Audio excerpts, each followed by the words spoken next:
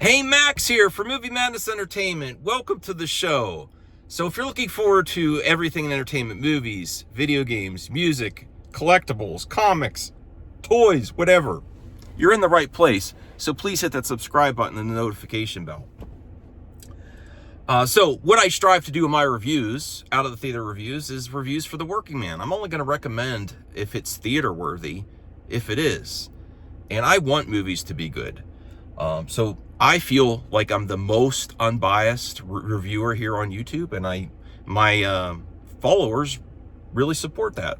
Look at the comments section, and brutally honest. So I was upset that this was only getting a one-day release. I found out the other day from a friend that I don't know if it's going to be wider release later on. I'm looking forward to Red Sonja. It's been a long time since we've seen a Red Sonja movie. The comics have been holding it down for Red Sonja for quite some time.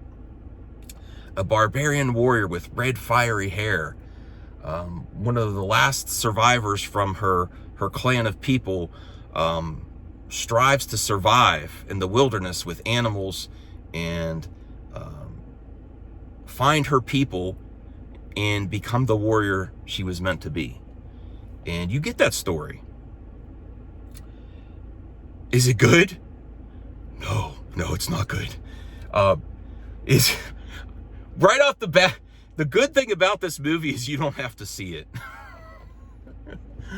And I really wish that wasn't the case. I was rooting for this actress. So, Red Sonja stars an actress, I don't know her name. It's directed by a director, I don't know their name, and it's not good enough for me to research it, honestly.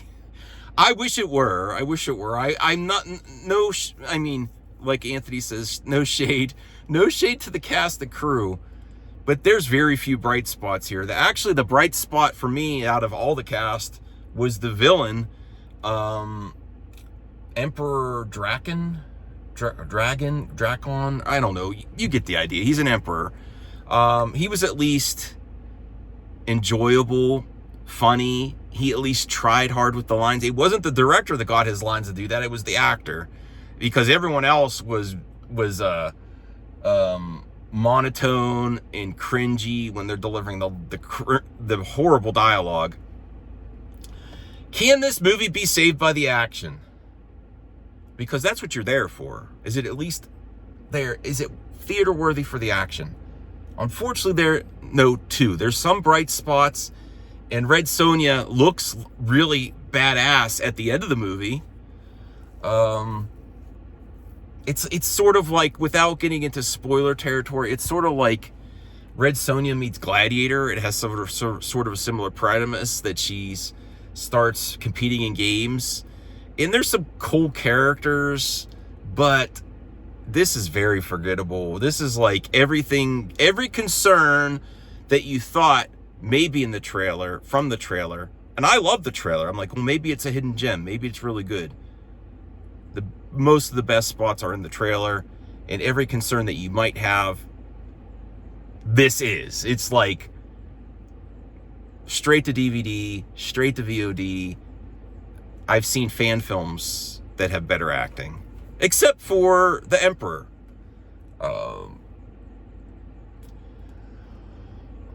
There are some redeeming parts, some bright spots, some laughs. There was actually a legit laugh when she is competing in the Gladiator games, and the person in charge of the weapons and the armor, they have a funny exchange.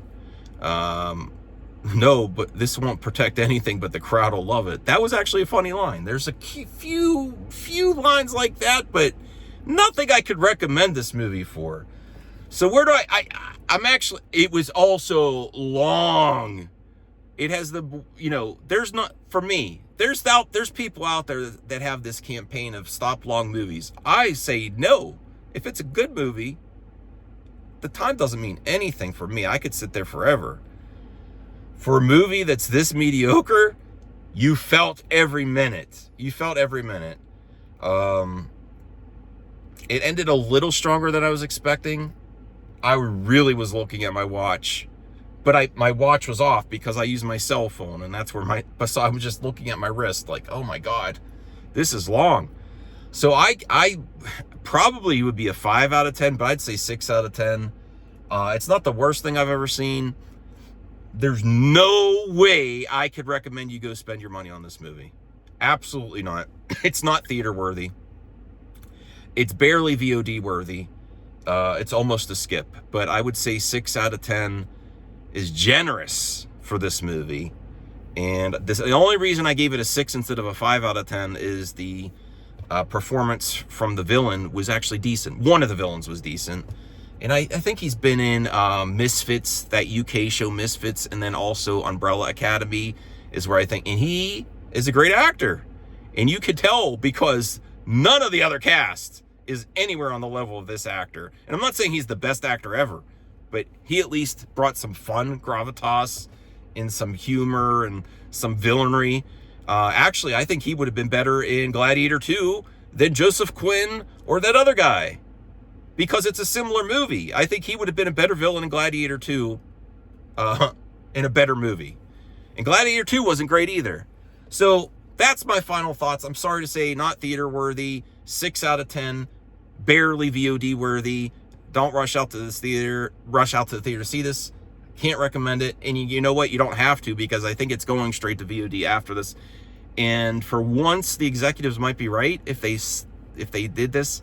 And I am really disappointed, because I actually, yes, if you're thinking about these barbarian movies like Conan, Red Sonja, the Conan with Jason Momoa was much better than this. Much better than this. And I think I will give some credit to the actress that played Red Sonja. I think she did the best of her ability, and she was a little bit physical, but that's not saying much. And I still wish the cast and everyone the best. It's just, save your money. Bye, everyone. Have a good one. See a better movie this weekend.